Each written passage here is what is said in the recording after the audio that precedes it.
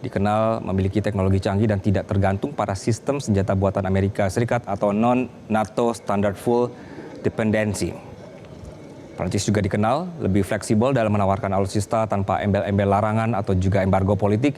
Ini berbeda sekali dengan negara lain seperti Amerika Serikat yang sering mensyaratkan aspek politik tertentu, misalnya HAM dan konflik geopolitik. Ada satu hal juga pemirsa yang kemudian menarik perhatian Presiden Prabowo untuk menindaklanjuti atau melanjutkan hubungan kerjasama alutsista keduanya. The President of the Republic of Indonesia, His Excellency Prabowo Subianto, and the President of the French Republic, His Excellency Emmanuel Macron, have arrived at the Credential Room. Distinguished guests, ladies and gentlemen, we will now proceed with a joint press statement. To begin, we invite His Excellency President of the Republic of Indonesia, Prabowo Subianto, to deliver his remarks. Yang mulia Presiden Republik Prancis, Yang mulia Saudara Emmanuel Macron, dan seluruh delegasi Prancis, para Menteri Koordinator dan Menteri Kabinet Merah Putih, para tokoh-tokoh usahawan dan masyarakat yang hadir, rekan-rekan media yang saya hormati, hadirin sekalian. Assalamualaikum warahmatullahi wabarakatuh. Salam sejahtera bagi kita sekalian. Shalom, salve, swastiastu, namo buddhaya, salam kebajikan, rahayu-rahayu. Adalah sebuah kehormatan yang besar. Hari ini saya sebagai Presiden Republik Indonesia menyambut kunjungan daripada Presiden Republik Prancis, Saudara Emmanuel Macron, sahabat baik saya di Jakarta hari ini beserta rombongan dari Prancis. Presiden Macron adalah kepala negara pertama dari Uni Eropa yang berkunjung secara resmi ke Indonesia sejak saya menjabat sebagai Presiden Republik Indonesia. Ini membuktikan kedekatan dan persahabatan kita yang kuat antara dua negara kita. Sekali lagi terima kasih kunjungan kehormatan ini. Kunjungan kenegaraan ini juga memiliki suatu makna khusus karena ini tepat dengan 75 tahun hubungan diplomatik antara Indonesia Prancis. Juga antara kedua negara sudah ada hubungan yang lebih khusus lagi, yaitu kemitraan strategis yang telah kita luncurkan pada tahun 2011. Hari ini kami sepakat untuk melangkah lebih jauh lagi dengan mengadopsi deklarasi visi bersama menuju 100 tahun hubungan Indonesia-Prancis di tahun 2050. Ini juga menunjukkan komitmen kita untuk meningkatkan kerjasama kita di bidang strategis. Sebagai negara yang sama-sama memiliki tradisi budaya yang kuat, kami juga meluncurkan deklarasi strategis di bidang kebudayaan Indonesia-Prancis. Sebagai pedoman bagi kerjasama di berbagai bidang kebudayaan dan ekonomi kreatif yang berkontribusi terhadap pembangunan ekonomi dan sosial. Saudara-saudara sekalian yang saya hormati, dalam pertemuan empat mata antara saya dengan Presiden Macron, kami membahas secara intensif kondisi internasional, kondisi geopolitik dan geoekonomi, dan kami meninjau hubungan Indonesia dan Prancis yang penuh dengan persahabatan, saling menghormati dan saling mendukung. Kami tentunya sudah memiliki perjanjian kerjasama pertahanan Indonesia-Prancis. Prancis adalah salah satu mitra utama Indonesia dalam modernisasi alutsista pertahanan, termasuk dalam pengembangan industri pertahanan melalui joint production dan alih teknologi. Kami mencatat hasil positif Indonesia-France Defense Dialogue ke-11 bulan lalu di Jakarta, dan partisipasi Indonesia dalam latihan Angkatan Laut La Pérouse sebagai bentuk komitmen bersama untuk menjaga stabilitas kawasan.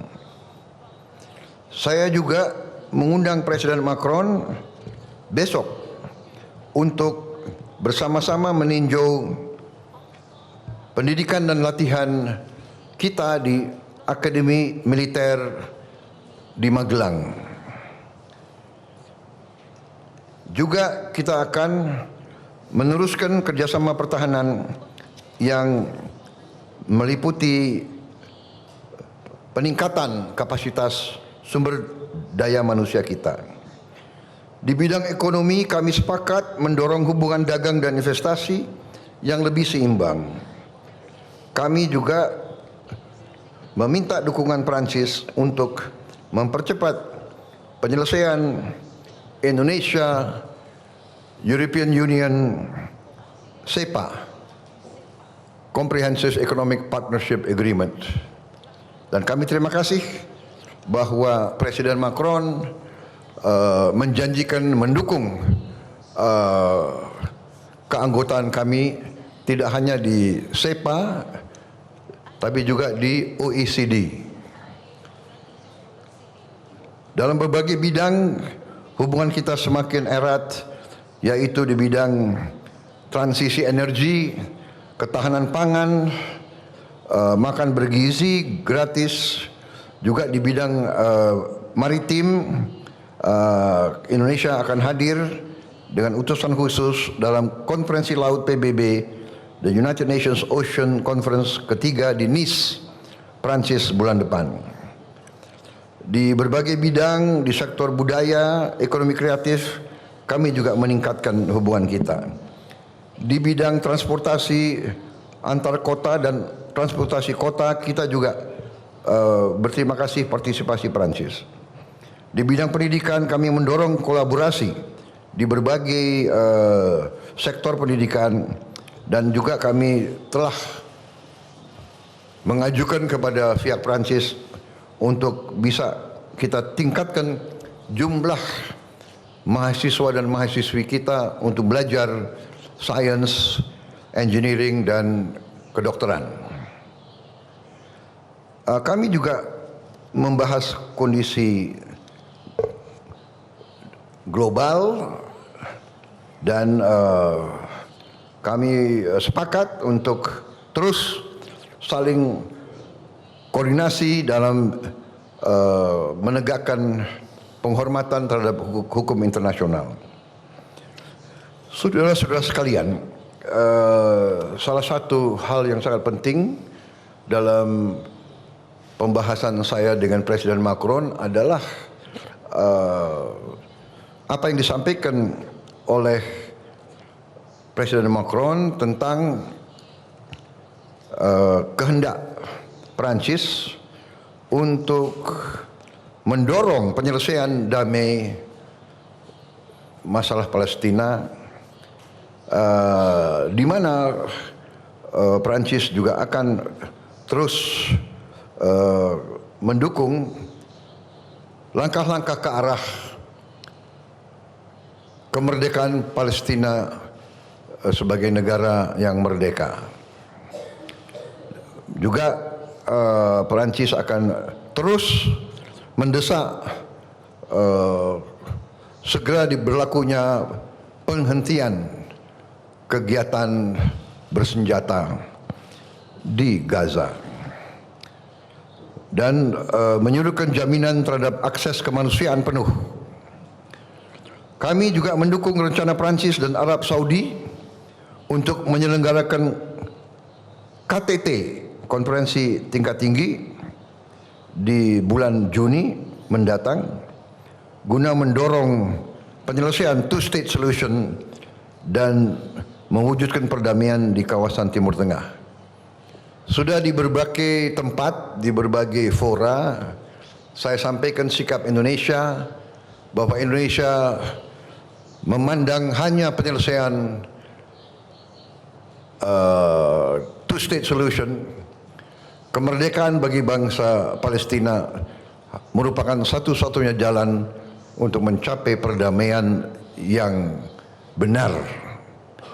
Tapi di samping itu pun saya tegaskan bahwa kita juga harus mengakui dan menjamin hak Israel untuk berdiri sebagai negara yang berdaulat dan negara yang harus juga diperhatikan dan dijamin keamanannya.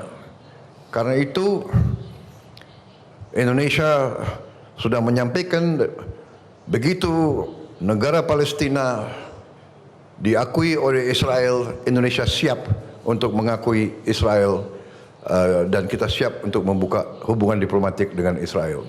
Kami juga menyampaikan bahwa Indonesia siap untuk menyumbang pasukan perdamaian di kawasan tersebut. Saya kira ini hal-hal yang penting yang kita sudah sampaikan.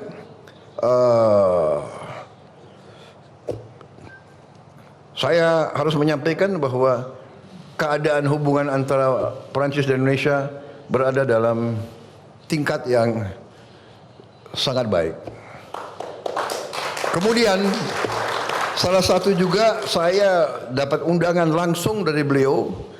Saya diundang sebagai tamu kehormatan dalam hari besar mereka, yaitu 14 Juli yang mereka sebut hari Bastille. Itu hari revolusi Prancis yang mulainya berdirinya Republik Prancis yang modern. Saya terima kasih undangan tersebut. Beliau juga undang kontingen dari TNI untuk ikut dalam defile sana. Jadi Menteri Pertahanan siapkan yang terbaik.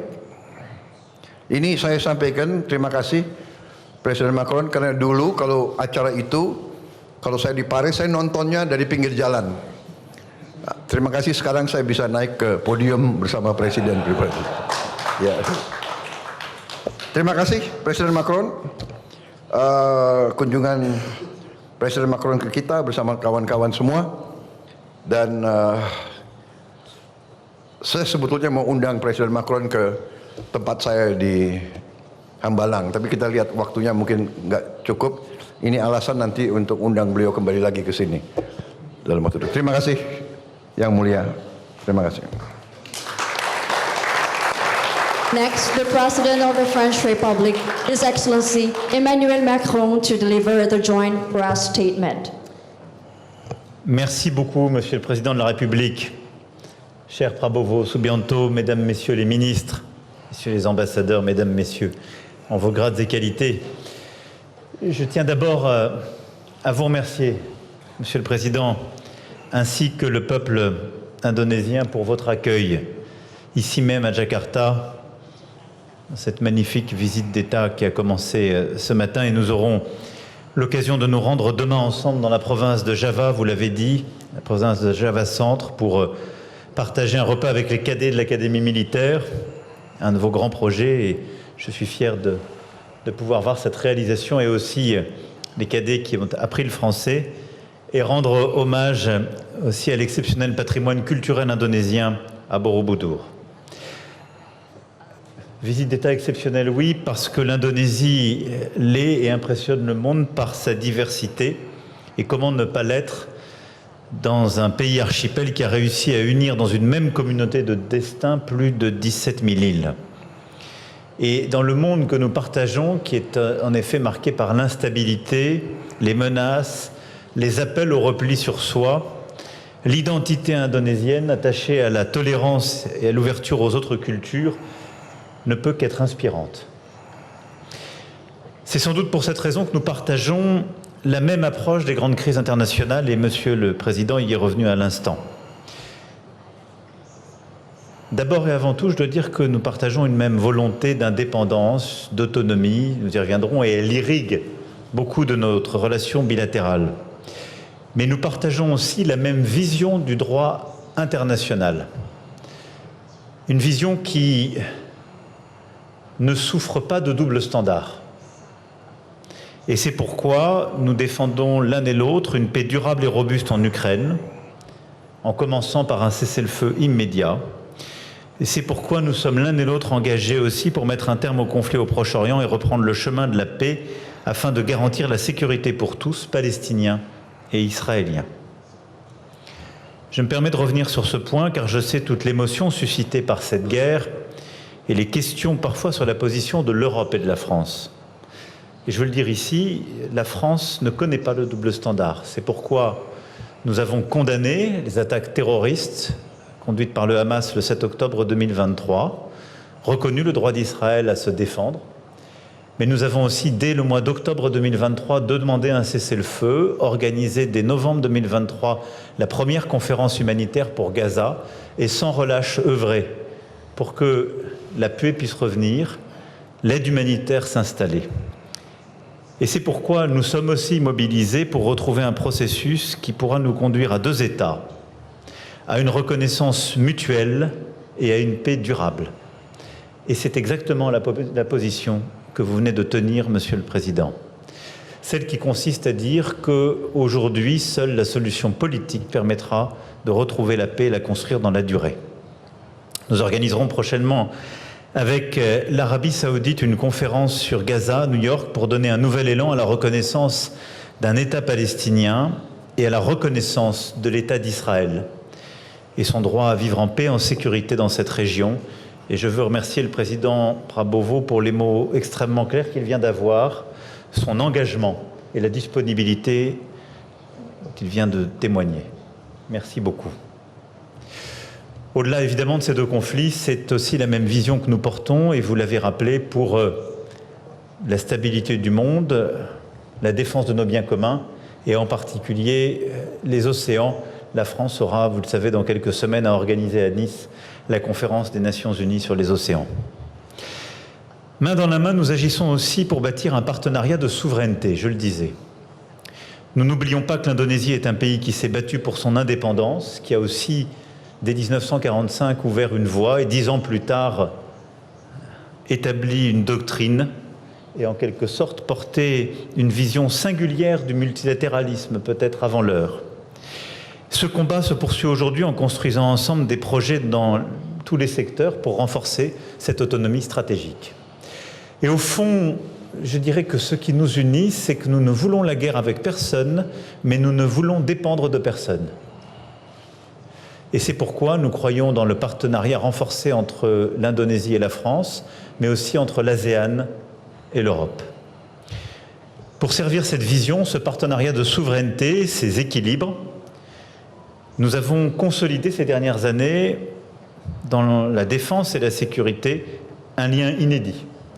Et je suis heureux que la lettre d'intention signée aujourd'hui puisse ouvrir une nouvelle perspective, avec des commandes nouvelles de Rafale, de Skorpen, de frégates légères, avec aussi des exercices conjoints consolidés. Vous avez rappelé l'importance des exercices récents, des formations conjointes, et là aussi une intimité plus forte entre nos armées, avec ces échanges d'informations dont nous avons décidé le principe à l'instant.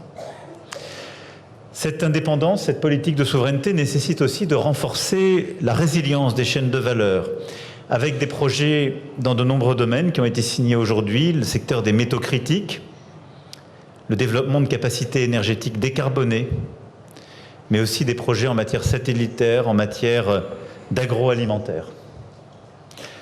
Vous le savez, la France est aussi un partenaire important de la transition énergétique de votre pays. Nous avons déjà déployé 450 millions d'euros en prêts sur notre engagement de 500 millions d'euros en appuyant la connectivité électrique dans l'ASEAN. Et je suis heureux que nous ayons pu conclure aujourd'hui dans l'énergie ou dans l'hydrogène, dans l'énergie solaire, et dans l'hydrogène des projets importants. Et nous souhaitons aussi continuer en matière de transport pour avancer dans la décarbonation de votre économie. Je pourrais égrener ainsi de nombreux secteurs. Nous l'avons vu dans la coopération du secteur équin, dans le satellite, il y a une très grande diversité de partenariats qui sont noués. Et je voudrais insister aussi sur le caractère exceptionnel des partenariats culturels que nous avons conclus aujourd'hui et que nous parachèverons demain, en matière de littérature, en matière de coopération scientifique et muséale, en matière de musique et de cinéma. Nous allons conclure de nombreux partenariats qui d'ailleurs viennent consacrer la reconnaissance de la vitalité culturelle de votre pays et notre volonté d'être un partenaire de premier plan pour développer. Je souhaite aussi que tout ça puisse se traduire par des investissements d'entreprises indonésiennes en France. Nous avons pu en accueillir lors de Choose France et j'aurai l'occasion dans un instant d'échanger avec des investisseurs indonésiens pour avancer dans cette direction. Cette feuille de route est aussi en train de prendre une dimension régionale, je l'évoquais dans son principe, via l'Association des Nations d'Asie du Sud-Est, l'ASEAN. Je m'entretiendrai cet après-midi avant notre dîner d'État avec le secrétaire général de cette organisation. Et projet après projet, nous construisons ce partenariat. De même, l'Union européenne, qui a vocation à renforcer ses liens avec l'ASEAN et l'Indonésie. À ce titre, je veux ici redire, Monsieur le Président, que je soutiens pleinement la conclusion d'un accord de partenariat global entre l'Europe et l'Indonésie. Je tiens enfin à rendre hommage à l'agenda de justice sociale que vous portez via une mesure très concrète et fondamentale, l'accès à un repas à la cantine scolaire. Nos efforts convergent au niveau international. Nous avions lancé, plein Covid, cette initiative avec le Programme alimentaire mondial et nous allons développer à vos côtés, accompagner cette initiative extrêmement importante. Et je suis heureux aussi que nous puissions mettre à votre service notre expertise dans le secteur agroalimentaire pour soutenir votre ambition en la matière. Malgré la distance, au fond, mon message est simple, Monsieur le Président. La France est à vos côtés et nous partageons à de multiples égards une certaine idée de l'ordre du monde.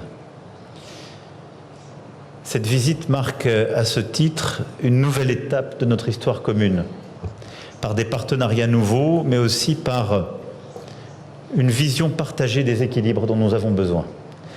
Et c'est pourquoi, en effet, j'ai souhaité inviter Monsieur le Président Prabowo à être présent le 14 juillet, à ce que vos troupes puissent défiler aux côtés des nôtres et à ce qu'en cette année anniversaire de nos relations diplomatiques, vous puissiez être l'invité d'honneur de notre fête nationale. Et je vous remercie d'avoir accepté cette invitation. Merci en tout cas pour l'amitié que vous nous portez. Croyez en la nôtre en retour. Et c'est ce chemin de confiance qui, je l'espère, nous permettra de bâtir entre nos deux pays, entre nos deux régions, encore davantage de coopération et un chemin possible d'équilibre dans ce monde si incertain. Merci, Monsieur le Président.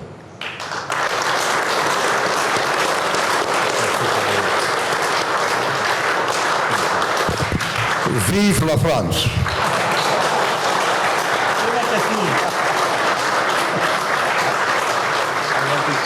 The joint press statement has concluded. We extend our highest appreciation for the presence and commitment of His Excellencies, the President of the Republic of Indonesia and the French Republic in strengthening the strong and enduring bilateral relations. We look forward to welcoming you again at the State Diner dinner to be held this evening at Istana Negara. With that, we conclude this afternoon session. Merci beaucoup et à très bientôt. Jelajahi cara baru mendapatkan informasi. Download Metro TV Extend sekarang.